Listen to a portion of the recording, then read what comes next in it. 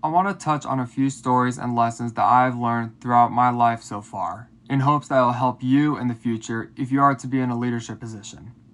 I find that these factors I'm about to give you are probably the most important pieces of advice in my lifetime, and what gives me the reputation I have on others today. I'm LaBombard, a presidential student ambassador, and I'm going to give you some peer-to-peer advice on how you can develop throughout your life and be a light to others around you.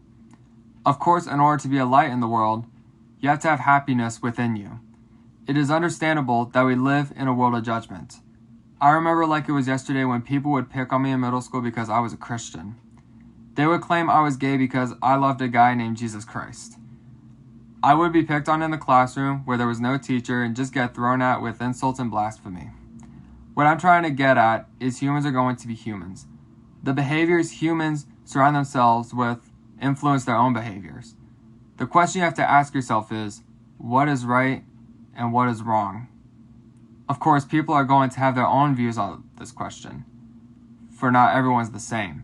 Here's something I want to share with you that can help provide a clearer answer.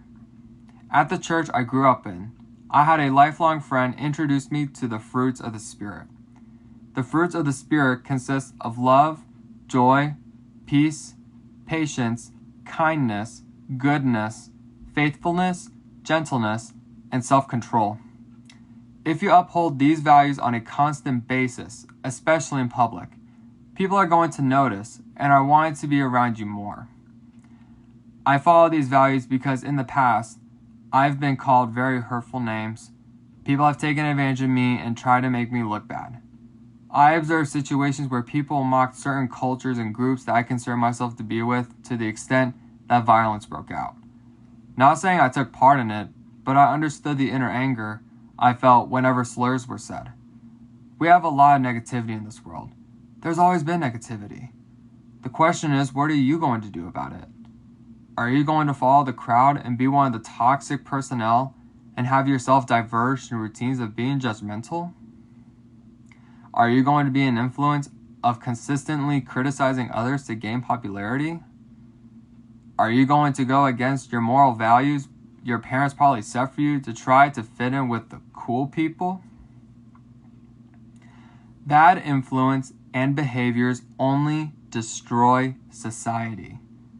Just think of one time a bad influence has made the world a better place. As a future leader, if you want to make the world a better place, start by asking yourself, what resources are available to me right now that will only benefit me and society in the ways of behavior? If you want to think about how you can make your others feel positive and better, start with yourself. You can be a resource for others and make someone's day.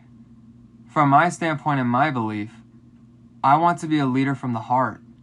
Because with whatever you want to achieve and are passionate for, you follow your heart. So, in terms of leadership, you have to understand that there are going to be times in the future where you face yourself with others that have a different set of morals, or morals that you believe are immature. If you are ever in this situation, my advice for you would be to stand up to the person of different values, be tough as nails, with a kind heart. Include others in the conversation. And make sure you are only focused on what you and your colleague care about most. Or debate in a civil way, while your colleague should care about whatever issue you care about too. If you want to learn more and have an open mind to having a passionate leadership conversation, listen and discuss with your colleagues and be curious as to how they envision becoming successful and their approach to modern leadership.